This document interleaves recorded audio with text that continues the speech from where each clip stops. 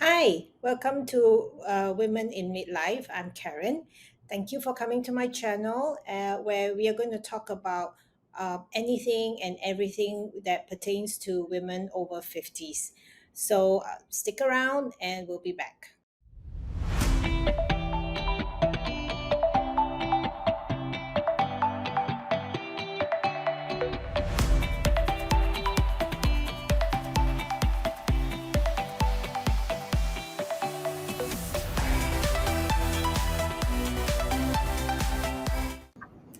Hi, everybody. Welcome to Women in Midlife. As you can see, we got two wonderful ladies here on the screen. You have Elaine Gan and Jane, and they are from a company called Furich. Now, I'm going to pass this over to Elaine to describe what's your company, what they do, and etc. Hi everyone. I'm Elaine, the co-founder and health advisor of Healthily. We are a wellness team in Malaysia and work with people with chronic diseases, particularly cancer, diabetes, high blood pressure, chronic kidney disease, and to improve their conditions and health. Right. So we help them through key aspects such as dietary, physical training, and also mental health to help them to establish a workable and sustainable solutions to their health problems. Okay. Yes. Okay. And do you see a huge uptick of that since the or even during pandemic and now? Do you see a huge uptick of this due to all the stress that we are putting on our bodies on a regular basis? We see increasingly awareness, but I guess the demand has always been there because of the obesity and also the chronic disease condition in Malaysia. Right. That has picked up over the decade. Yeah. Yeah. And, Yes. And obviously now the trend is very much going vegan or vegetarian. Is there truth to it, or is there still like a fad, or because there's such extremes. I have friends who refuse to eat any meat at all, and then but I see them growing thinner and thinner and thinner, and and then there's the extreme who says, I don't care, I'm gonna have my wine and my steaks and I'll be fine. So how do you persuade someone of the far end of the spectrum? Well, we always come up with like evidence. So when we talk to our clients, it's always evidence based. So we show them the results of what we've done on clients that who's willing to really come on like full plant based and stuff like that. And then we'll pull a lot of evidence from past evidence from clinical research. Right. And people who usually see, or people who has already been experiencing symptoms from their chronic diseases, actually it's not too hard to persuade them. Okay. To join the plant-based idea. Right. Yes. I think our community right now, they're actually quite open about plant-based, as long as we have something to persuade them with. Yeah, especially data like what I've been talking about. We just have to explain to them, and give them the clarity on plant-based diet. Okay. Yeah. I have a question on a personal note. What is GMO and how it affects? Because like I do occasionally enjoy a good burger, but I have actually decided, okay, maybe I'll go more plant-based. So I got myself this what they call impossible burger, and was so yum. But it's modified, right? So what's your opinion on that? What do you think of that? Oh, okay. So GMO, I guess you have to get Jane to answer that. That's her expert. Yeah. Okay. Jane? Maybe Jane, yeah. Okay. All right. So GMO, when we see currently, okay, I see that GMO is becoming popular from day by day, right? So GMO is actually a genetically modified organisms, or the food that we actually have. They have been modified it and becoming it as a genetically modified organisms. So this is where the technology come in. okay, where they do the modifications. And why they did this? Because uh, it is actually a process where they actually make up the food. Okay, so they engineer the food because in hope to make the food become more healthier. Okay, actually the food is quite related with the food that we call as the natural food, because they wanted to make the food as as near as possible as a natural food. So I think this can be one of the good examples of how we can actually um, get the food from the healthy option. So we can choose for GMO, because when we choose GMO and the food that was already been there outside of the market, okay, it is actually we prefer GMO due to the things that they have been modified because they wanted to make the food to become more healthy in that sense. Right. Mm-hmm. Okay. I just want to put it out there to the audience that Jane is actually based in Sabah right now, and the internet is really spotty. So my humble apologies for that. Look at Jane. She is actually 27 or 28 years old, and she looks like 16, and she is must be very good at her job because she's a dietitian. She is. Yeah. So very amazing. You look so young. It's amazing. So Jane, one of the things I wanted to ask you is, I'm menopausal now, and I wanted to know, Mm-hmm. uh, I've heard so many things about, oh, don't eat gluten, don't eat this, don't eat that, and Mm-hmm. and I'm like, oh my god, if I don't eat all these things, I might as well don't have a life, you know. So what would you advise as just a regular person going through? Let's start with perimenopause. What are the food that we should be taking to help us ease through that journey? Okay, so menopausal is actually a process. Okay, we have the process from menopausal, perimenopausals, and then menopausals, and then we come to the postmenopausal side. So throughout the process of this process, okay, yes, we need a very good nutrition for us to go through this, especially during the menopausals. Okay, our body will be undergoing the metabolism changes and hormonal changes. Yeah. So we will face the symptoms like hot flashes, symptoms like night sweat, and also the fatigue. Okay, so my recommendations as dietitians, okay, they need to improve their diet, okay, towards a more balanced diet, okay, with plenty of fruits, vegetables, legumes, whole grain, because all these food, okay, in balanced terms, it can help to reduce the symptoms of the vasomotor symptoms. So vasomotor symptoms is actually the menopausal symptoms that a common thing that faced by the woman who is undergoing the menopause symptoms. Yep. Okay. Okay, when we look at the research in the past, okay, there's a lot of studies that relate the symptoms with the improve in the diet.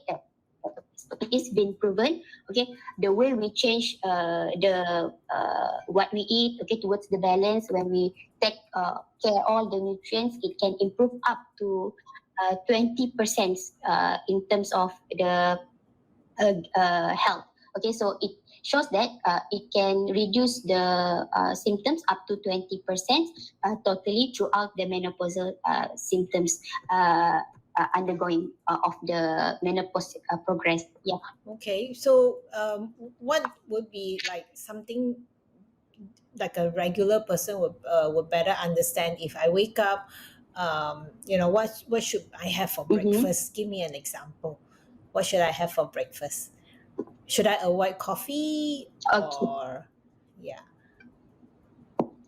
All right. So when we look at the studies, okay, the first thing, the basic things that we need is actually the balanced diet. Okay, the variety in the nutrients, especially from the whole food. Okay, so some of the changes that we can do, okay, is by having a balanced meal. Okay, as for example, like breakfast, right? Okay, so what I recommend is to have a balance. So you need the whole grain as a sources of your carbohydrate. Okay. You need protein sources that coming from lean protein, Okay. and then you need fat. Okay, you can take examples such as you prepare a tortilla wraps or the whole wheat wraps. Okay, so we have a complete. We can make it as a complete here. Okay, it's important to have a balance. Okay, first we can have the wraps which come from the whole wheat tortilla, and then the sources of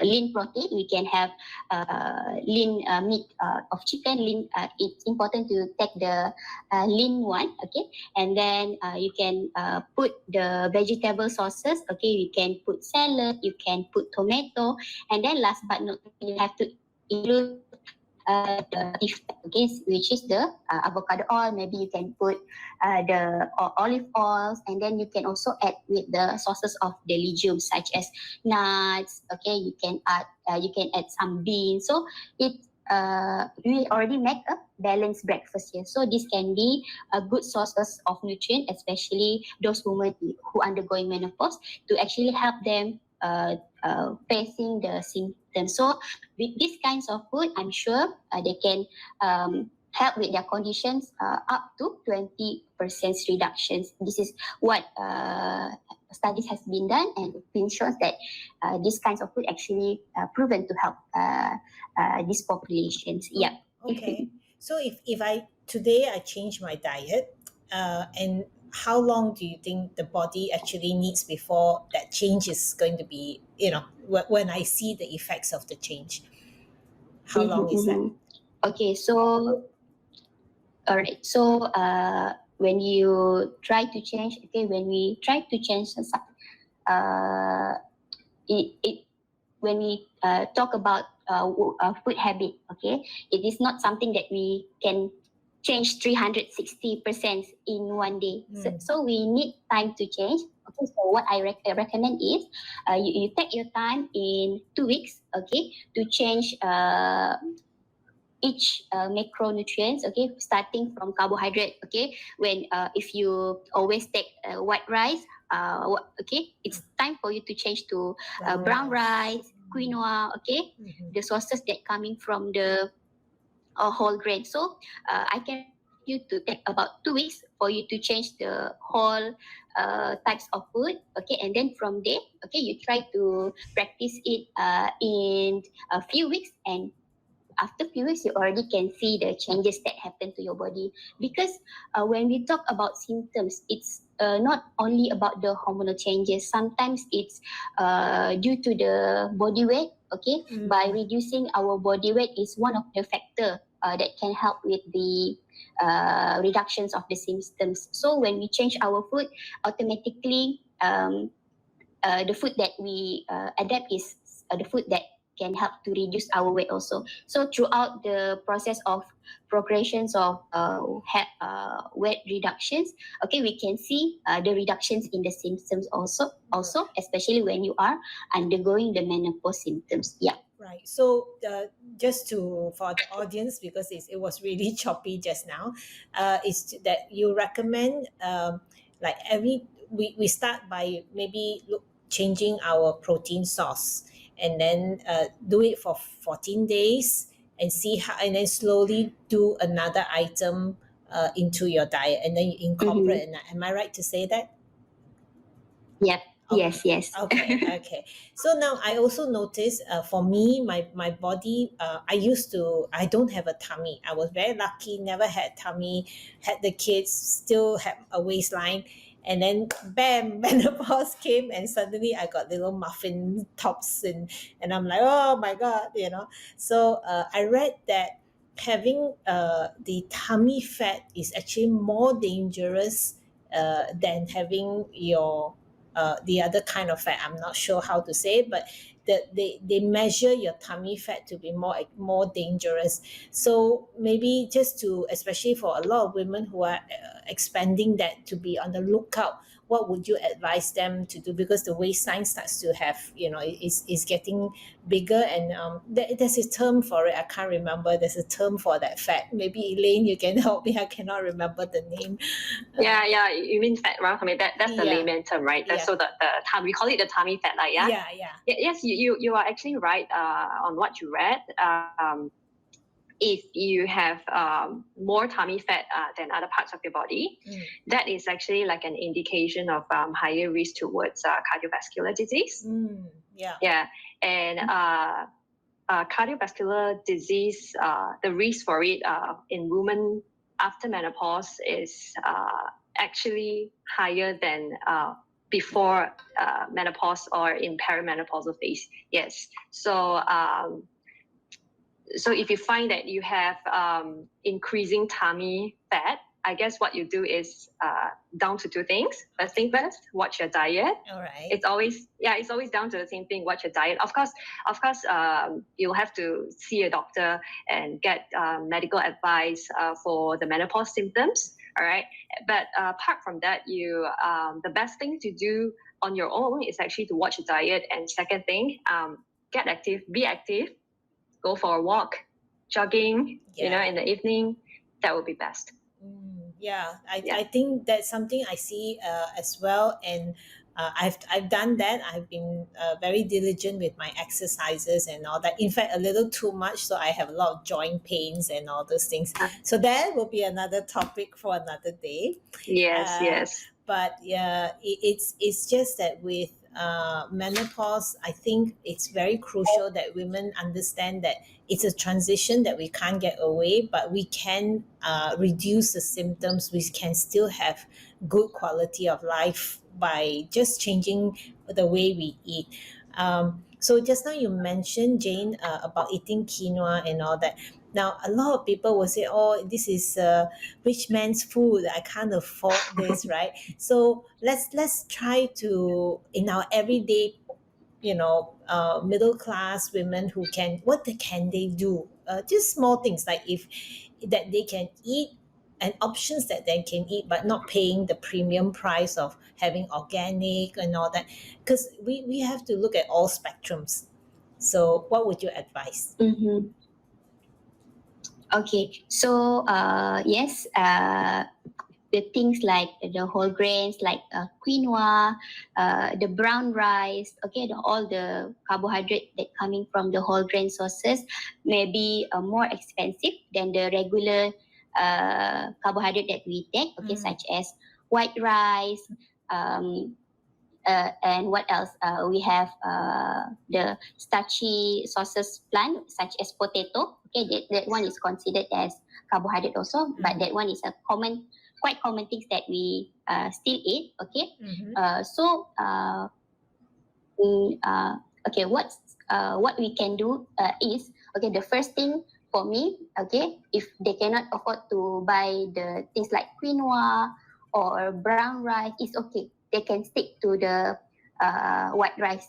Okay, they can stick to the white rice, but they have to be careful with the portions. Okay, and then they can still include, yes, as long as they can get their whole grain from the other sources. Okay, we still can get the fiber sources from the fruits, from the vegetables. Okay, we can also take oat from time to time, even though we cannot get the whole grain sources from the brown rice, from the quinoa. We can still include that kinds of thing. Yeah, so and oats is a when good we talk option. about whole, yeah. When we talk about the whole grains, we didn't only need to get it from the things like that. We can still get the sources from the other sources of food. Okay, all right. So, before we end the session, is there anything that you ladies would like to tell the audience? What are the three advice or three food things that overall menopausal women should consider or avoid? Yeah, maybe Jane could start with maybe 3 food advice that you would like to share. Okay. Yeah. Okay, so my advice for menopause would be the first important thing that you need to watch out for is to have a balanced diet, okay, Okay. and then that have that include plenty of fruits, vegetables, okay, whole grains, legumes, beans. Try to have a variety of food sources Mm-hmm. much as can, and then reduce the processed food, Okay. refine carbohydrate, and Mm. then some of the food that you need to avoid, okay, is food like spicy food, Oh no. caffeine, and alcohol. I love spicy Because food. yeah. Okay, because having this food, okay, can sometimes cause the can trigger or worsens the symptoms, okay, like hot flashes, night sweat. So you have to experiment with the food. Okay, I recommend for you to have the food diary, okay, for you to take note, okay, the times you eat, what you eat, okay.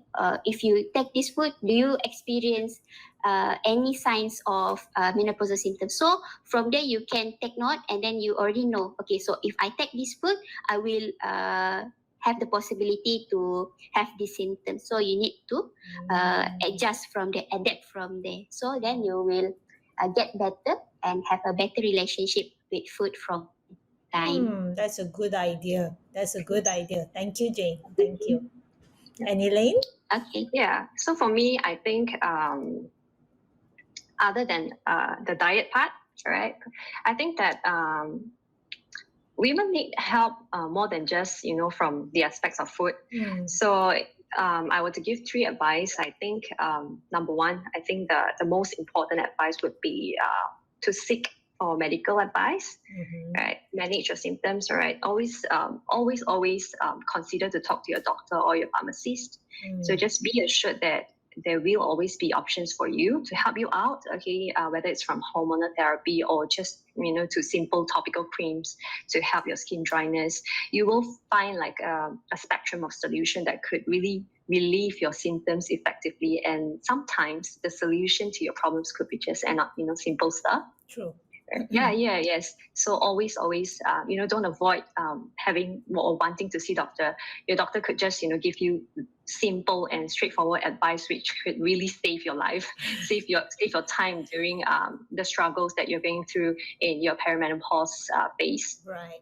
Yeah. Yeah. And number two, I think it is important for women to really, recognize that, the ups and downs that you're feeling in your body and your mind right now are due to temporary hormonal changes, right? Just temporary. Okay. So women are often more agitated during their perimenopause, right? Yeah.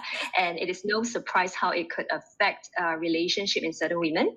And some experts even call menopause a divorce danger zone. Yes. Right, yes. Yeah.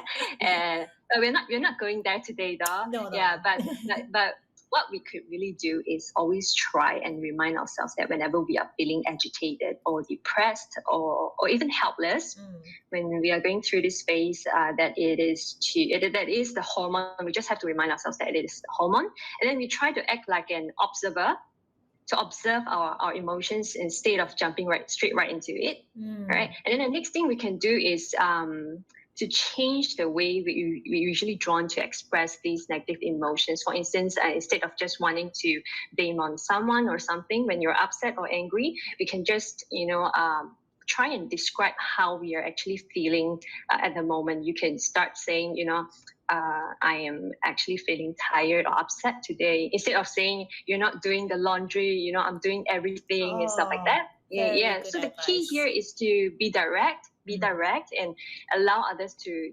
understand what you're going through better, and just understand that they are not you to feel what you're feeling. And if we could always practice sharing our true feelings instead of just disguising ourselves with anger, and not only we could get the support we really need, but we could also stop ourselves from saying things that we don't really mean. And hurt the people we love.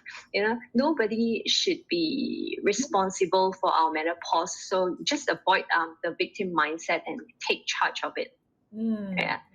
So I guess the next advice would be for women would be it's also important. I think it is important for them to know that it is okay to get help. It is okay to seek help. Yeah, it is perfectly normal, right? Having your husband or your son to do the laundry or the cooking for the day is really nothing about you getting lazy, or getting your co-workers to help you out with simple tasks at work is nothing about you being irresponsible or incapable. So start to disassociate getting help from these negative labels, because when you feel supported enough, you have enough energy, the motivation, and most importantly the focus to get more important things done, and you'll be so satisfied with the results and feel so good about yourself at the end of the day, and this will give you a good day, no joke. Yeah, because you feel you've accomplished, right? Exactly. So there's totally nothing about there's no problem with getting help, but there will be problems, huge problems, only if you don't start to seek help and then leave everything half done at the end. Yeah, exactly. And I think we always believe that good things requires effort from both sides. Okay, so if you're someone who's if you have a family member or friend or co-worker who is going through the menopause symptoms, how you could really help them out is really simple. Just maybe 3 things. Number 1 is to acknowledge that sometimes they may not mean what they said, right? When they're using words that are saying things that they don't usually do, right? It's very challenging, but just try not to take things personally. And then try to empathize instead. Right? It's hard, but we can always try to show love this way, right? And number 2, I think we can show concern. Sometimes 3 words like "How are you doing?" How are you? How are you coping with your symptoms? Could really give great support to people with struggles, and then just be their ears. Sometimes all we need is for someone to just listen to us and then relate with what we're going through, right? Yes, exactly.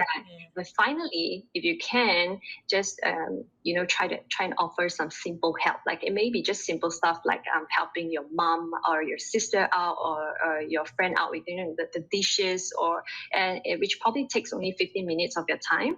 Or you could surprise your co-worker with a simple breakfast, lunch, or even just with a cup of coffee. You'll be surprised that just a small kind gesture from you could really help them greatly. I think it is very important for people who's around women going through perimenopause to show support in this way.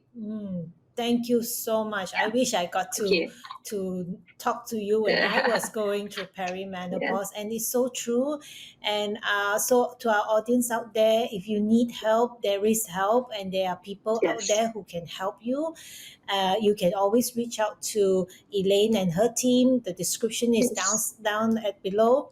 And we'll have more conversations so that women get to encourage more women to be open and receptive to getting help. Thank you so much, ladies, and I wish you a wonderful day ahead. Bye. Thank you. Bye. Bye.